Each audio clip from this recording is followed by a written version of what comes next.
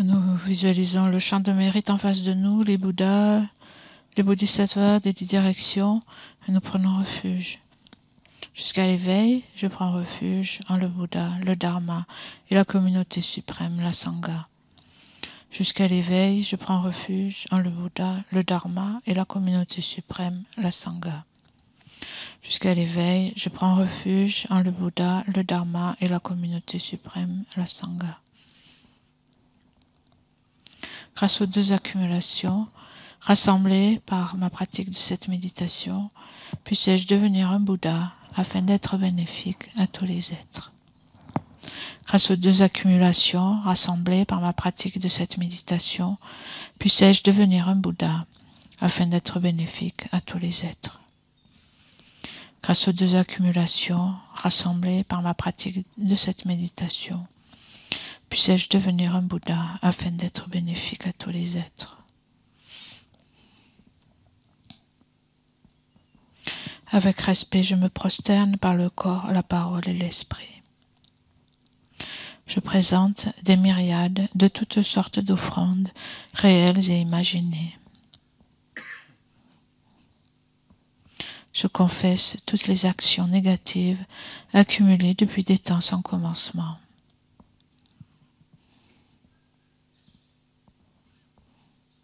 Et je me réjouis des mérites de tous les êtres saints et ordinaires.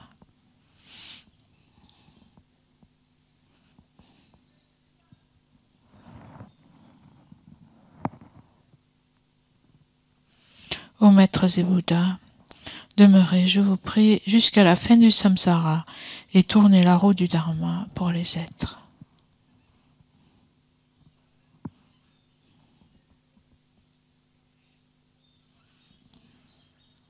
Mes propres mérites et ceux de tous les autres, je les dédie à l'éveil suprême.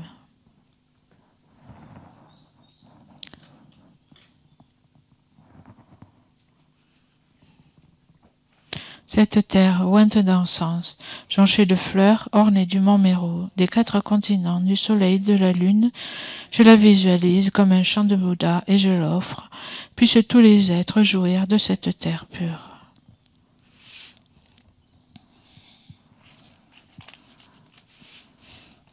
Je prends refuge et me prosterne devant le Maître et les 3 joyaux précieux.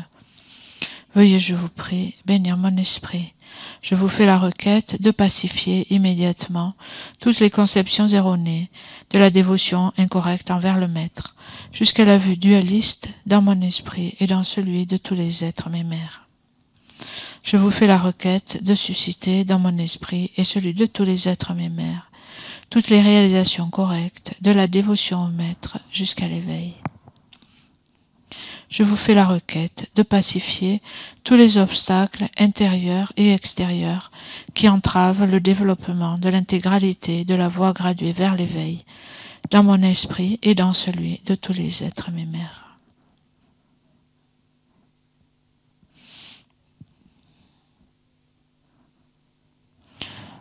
Idang Guru Rana Mandala Kam Niyatayami.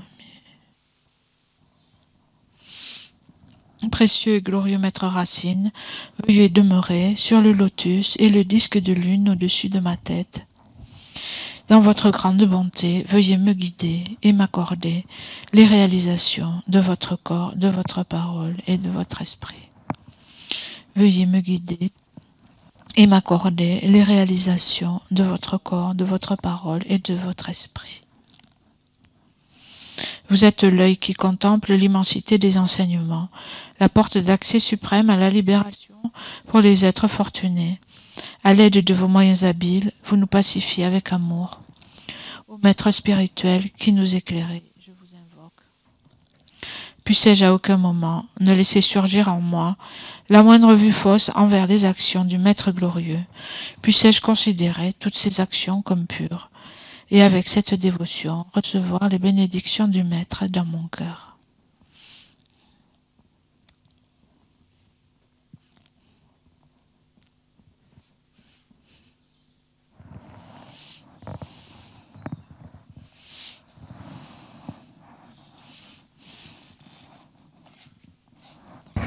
Quoi? Il marche pas?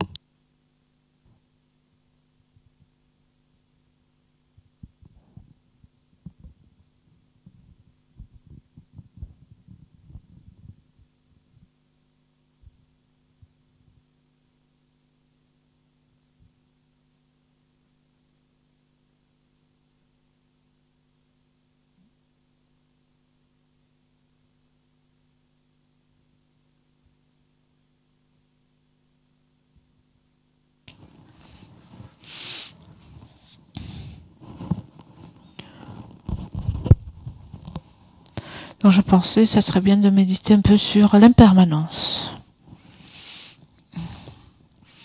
qui est quelque chose pour nous plus facile à méditer. C'est pas trop difficile à méditer, l'impermanence. Et ça sert, c'est très important.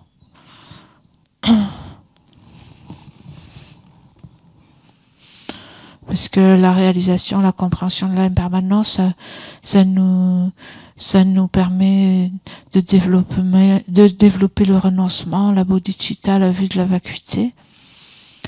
En comprenant l'impermanence, on voit qu'il n'y a rien à quoi se fier, et ça nous montre la nature du cycle des existences. En fait, c'est la première caractéristique de la vérité de la souffrance, le fait que tout change tout le temps. Et aussi, sans comprendre l'impermanence, on ne peut pas développer la compassion. Et sans développer l'impermanence aussi, en comprenant l'impermanence, c'est quelque chose qui va nous mener aussi à la compréhension de la vacuité.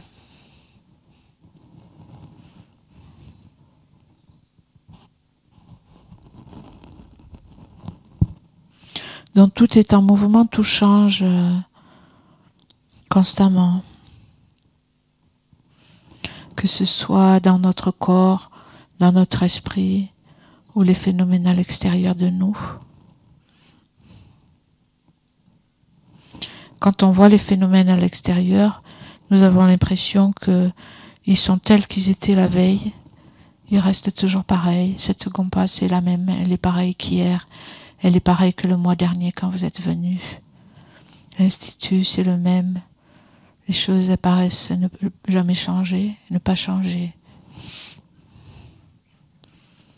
Et même les vieilles maisons, on s'extasie parce qu'elles sont tellement vieilles, elles ont une histoire. On s'attache en fait à la continuité de ces phénomènes. Ils nous apparaissent durer et être les mêmes, mais en réalité, si on regarde en termes d'instant, à l'échelle de l'instant, elles ne cessent de se transformer. Donc toutes les choses ne cessent de se transformer, sinon elles ne vieilliraient pas. Et nous, les êtres humains, c'est pareil, on ne cesse de changer, de se transformer d'instant en instant, sinon le vieillissement ne serait pas possible.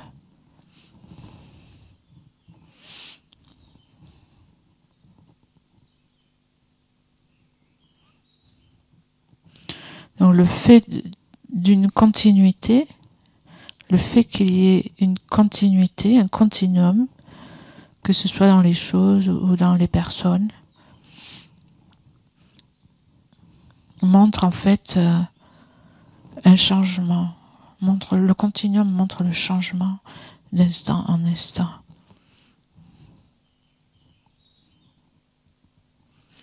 Et donc nous allons essayer de réfléchir à ce processus pour arriver à méditer sur l'impermanence subtile.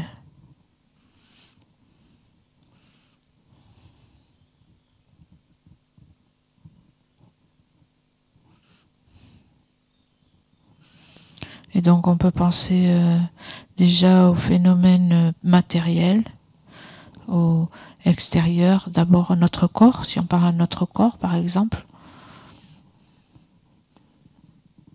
Prenez conscience de votre corps et des changements au niveau de votre corps à chaque instant. On a l'impression que mon corps c'est quelque chose de stable, c'est une chose, c'est la même chose. Évidemment, si on regarde des photos quand on était petit ou jeune, on voit la différence. Néanmoins, nous avons cette conception un peu de mon corps comme étant une chose qui est la même chose tous les jours.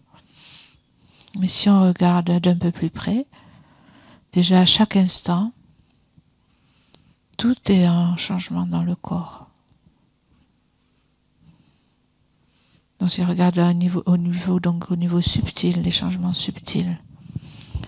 Pourquoi il y a des changements grossiers, c'est-à-dire qu'ils nous apparaissent directement, c'est parce qu'il y a des changements à chaque instant, changements subtils.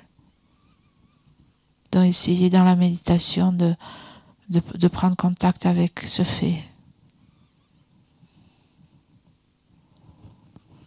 Vous pouvez par exemple passer en revue les fonctions, par exemple la fonction de la respiration.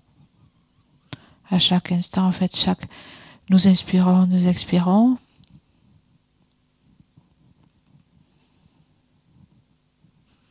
Chaque inspiration est différente. Chaque inspiration est différente de celle qui a précédé. Chaque instant de la respiration est différent de celui qui a précédé. La sensation au niveau des narines est différente à chaque instant.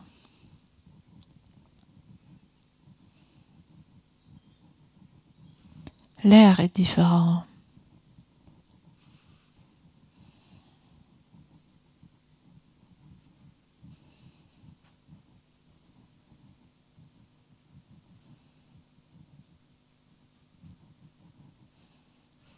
Donc à partir de la respiration, les échanges d'oxygène, de gaz carbonique qui se produisent dans les poumons. Donc c'est une machine qui ne s'arrête jamais.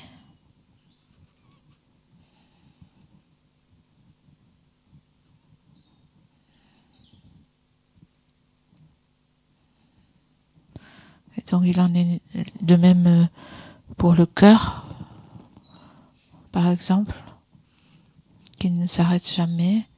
La circulation du sang, la circulation nerveuse.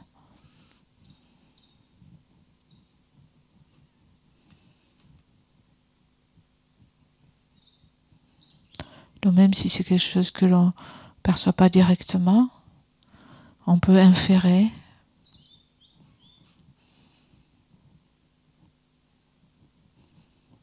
C'est-à-dire on peut se représenter notre corps sous cet aspect.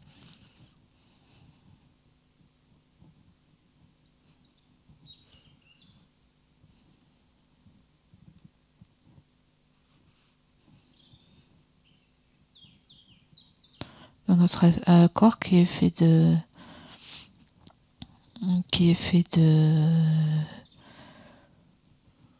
molécules,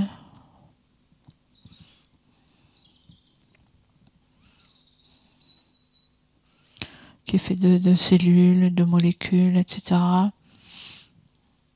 de particules subatomiques, donc des particules plus ou moins grosses qui se divisent jusqu'à quelque chose d'infinitésimal. Donc même au niveau cellulaire, tout est toujours en mouvement.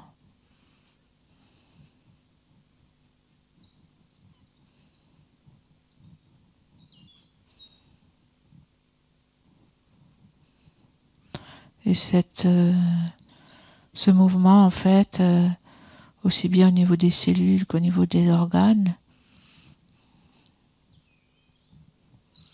il va, en fait, il s'accompagne d'un phénomène d'usure.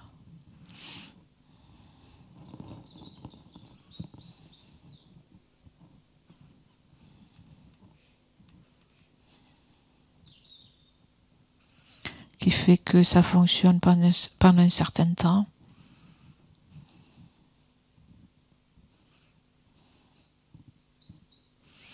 Et donc de la même façon que les cellules finissent par mourir et donner place à d'autres,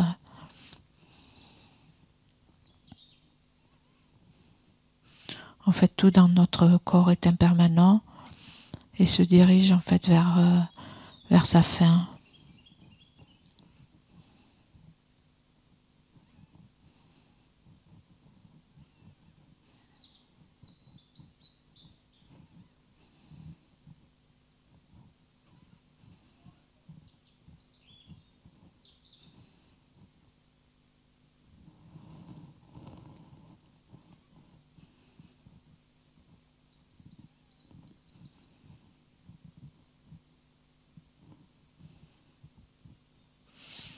donc c'est le processus de vieillissement et de déclin que l'on observe directement, donc qui s'appuie sur cette impermanence subtile.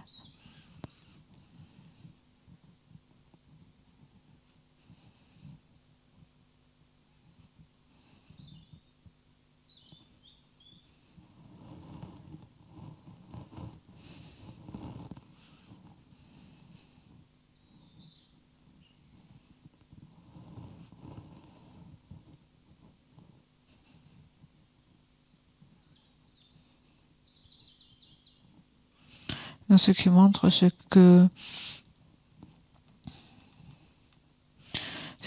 en fait que ce que l'on s'imagine, un corps stable, permanent, fort, qui est toujours le même, en fait c'est une vue fausse. C'est une conception erronée. Le corps n'existe pas de cette façon.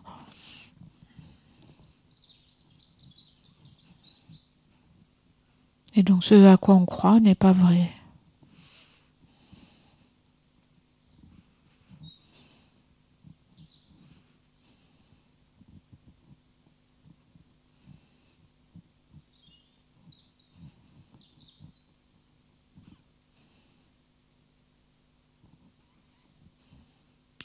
Et donc on peut appliquer ça aussi, si vous voulez, au phénomène extérieur matériel. Cet endroit, c'est vrai aussi pour tout ce qui fait, toutes vos possessions, votre demeure, les choses qui l'habitent, les gens qui l'habitent.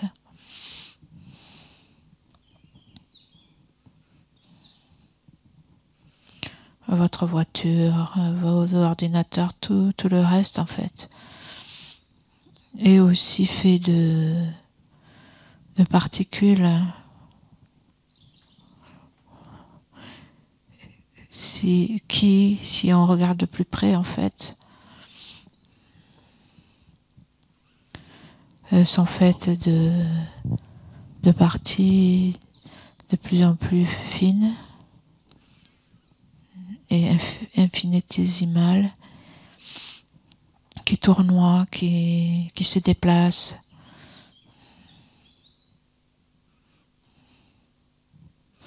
où l'on ne trouve rien de stable.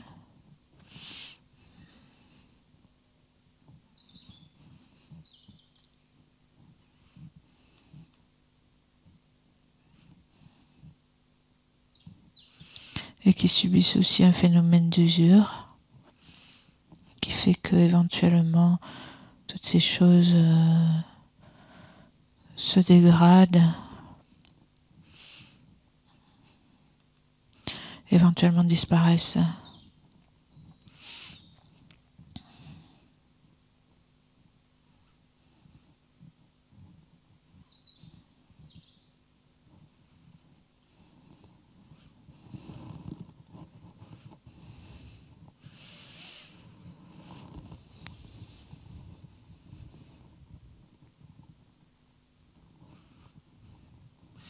Donc essayez de penser de cette façon et de ressentir dans votre expérience le fait que tous ces phénomènes extérieurs ne cessent de se modifier à chaque instant et que rien n'échappe à cette loi.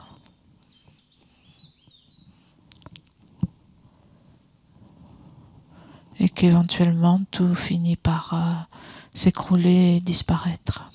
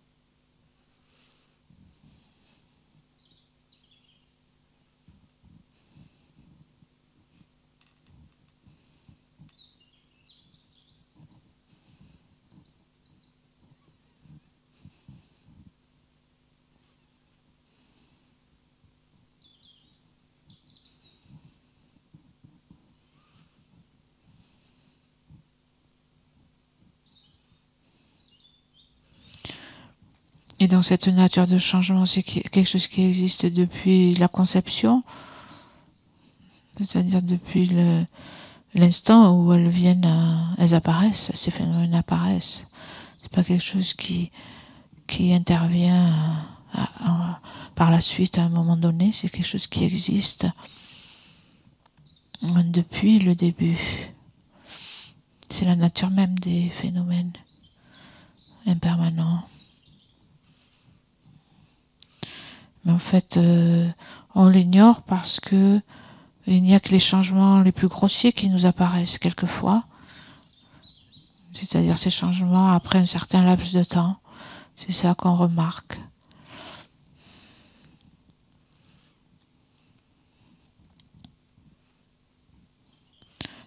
Mais les choses, en fait, on est soumis à ce concept de permanence qui fait que c'est comme un vernis qu'on met sur la réalité et qui nous empêche de voir la réalité, justement du changement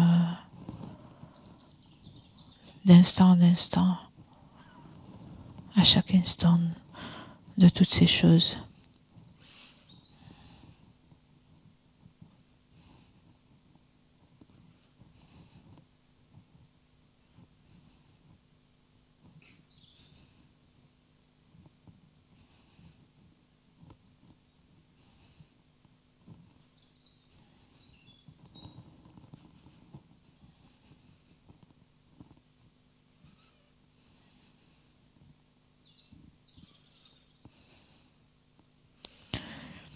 Et on peut se pencher aussi sur la nature de notre esprit, de notre conscience.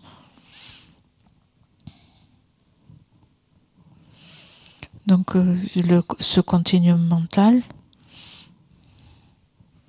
qui aussi est impermanent.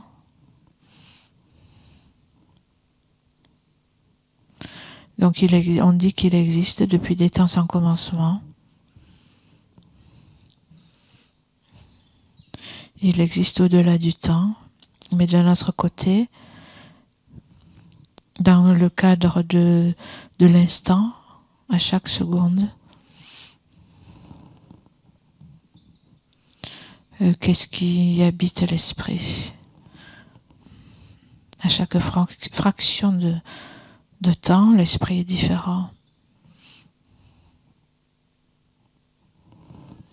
Nous pouvons essayer d'observer ça. Essayez de regarder votre esprit qui est en fait l'expérience que vous avez du moment. À chaque moment, donc, nous sommes conscients. Nous faisons une expérience. Essayez de voir s'il y a quelque chose qui reste statique dans votre expérience, dans votre esprit.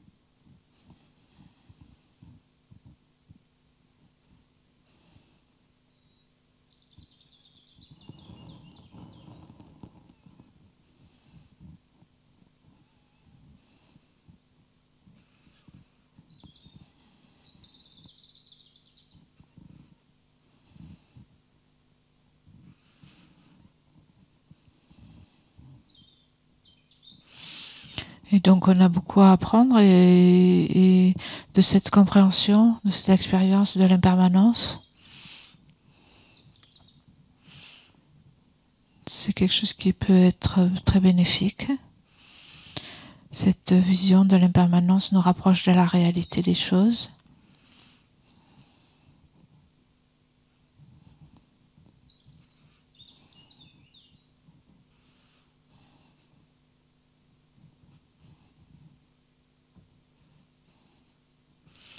Elle nous aide aussi à ne pas nous accrocher, à ne pas saisir de façon irréaliste nos expériences, en sachant que cela aussi, ça va passer, que ce soit un état d'esprit, une situation dans laquelle nous sommes, que l'on la considère bonne ou mauvaise, agréable ou désagréable. En fait, peu importe, tout finit par passer.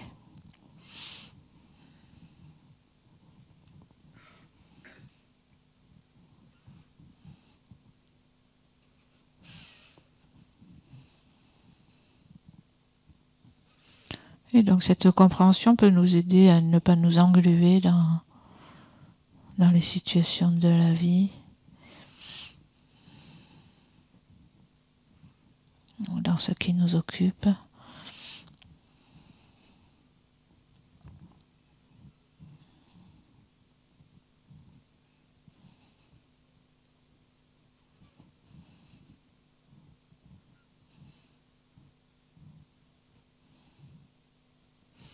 L'impermanence, le fait que les choses changent est en lui-même ni bon ni mauvais.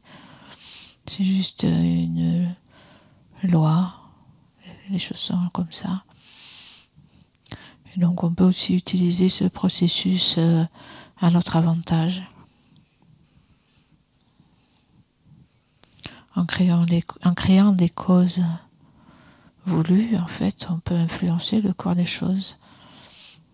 En créant des causes positives, on peut développer des qualités.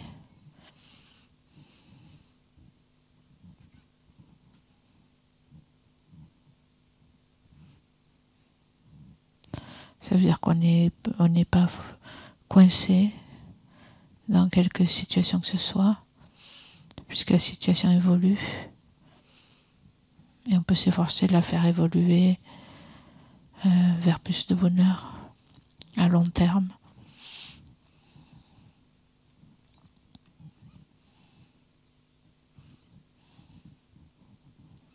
Donc en se libérant des émotions perturbatrices et du karma et de la souffrance.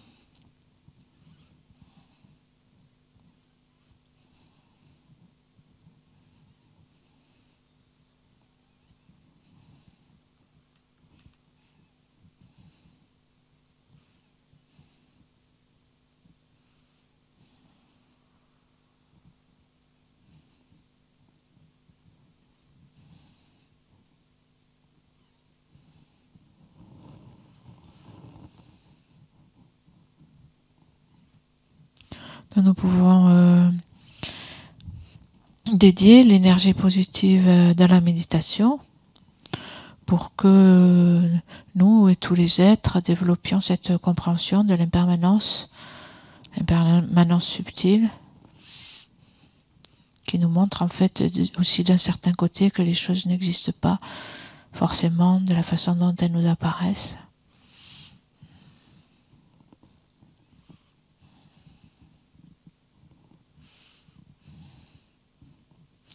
Et que en fait nous développions cette sagesse, la sagesse qui voit les choses comme elles sont, pour s'aider soi-même et pour aider les autres à atteindre un bonheur stable, à atteindre l'éveil d'un Bouddha.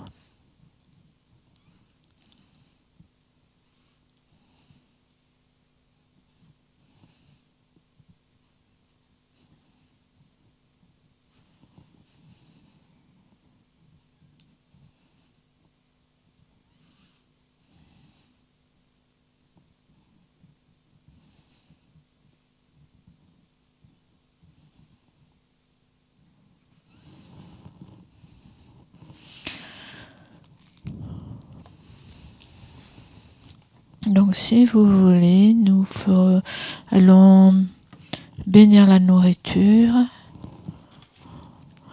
à la page 246, non, 207. 207.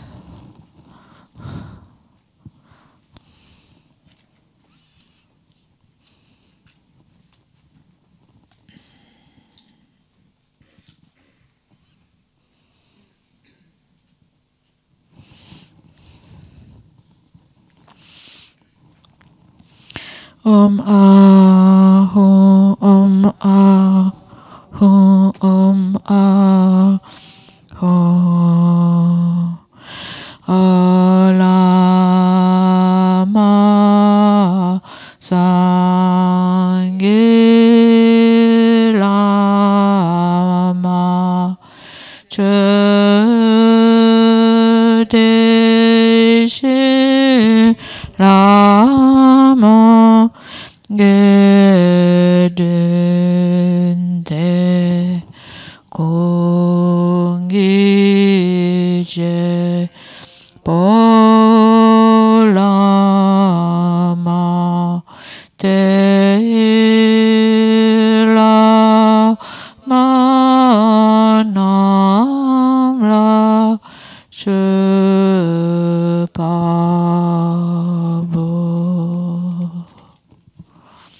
Puissions-nous, ainsi que notre entourage, dans toutes les vies à venir, ne jamais être séparés des trois joyaux, faire continuellement des offrandes aux trois joyaux et recevoir l'inspiration des trois joyaux. Au Maître suprême, le Bouddha précieux, au refuge suprême, le Dharma précieux, au Guide suprême, la Sangha précieuse, aux trois joyaux, objets de refuge, je fais offrande.